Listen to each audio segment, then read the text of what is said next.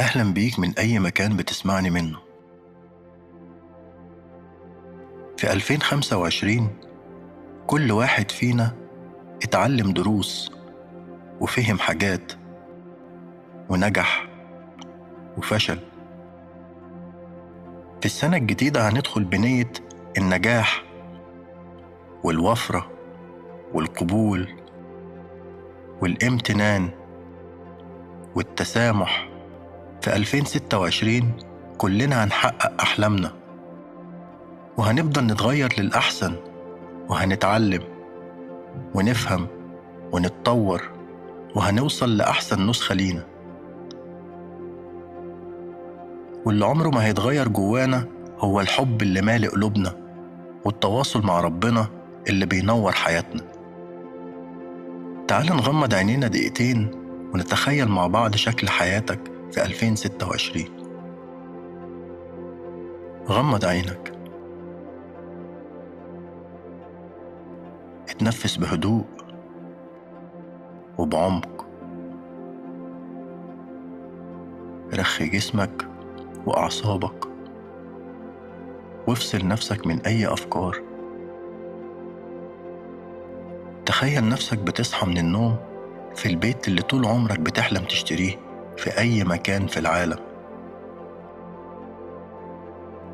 شوف نفسك في المراية، شوف شكل جسمك في أحسن شكل، وحس بصحتك في أحسن ما تكون.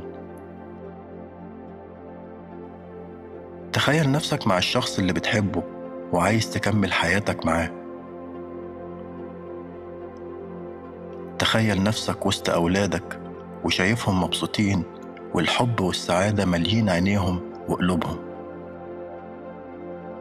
تخيل نفسك راكب عربيتك اللي بتحلم بيها، لونها ايه وصوتها عامل ازاي، وانت بتوصل لمكان شغلك وفي المنصب اللي نفسك فيه وبتحقق أقوى نجاحات في مجالك، وبتشوف حسابك البنكي فيه كم الفلوس اللي بتحلم بيها. تخيل شكلك ومشيتك وصوتك وانت بتتكلم. عايزك تتخيل كل تفصيلة نفسك فيها، شوفها، حسها، وافتكر ان الحلم مش هيكلفك حاجة. حس بمشاعرك في كل لحظة بتتخيلها، واعرف ان كل اللي هتشوفه ممكن جدا يتحقق في أول شهر في السنة، أو أول أسبوع في السنة، أو حتى أول يوم.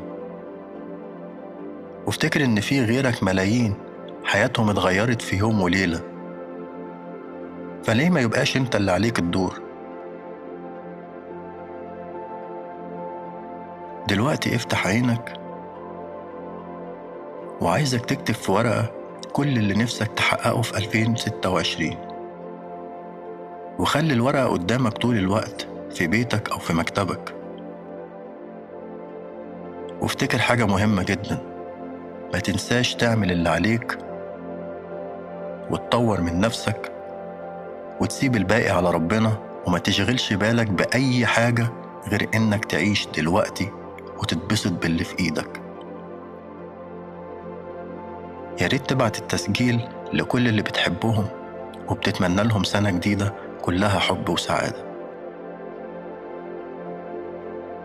وافتكر تتنفس وتضحك، وافتكر إن في وسط كل الأصوات في صوت واحد،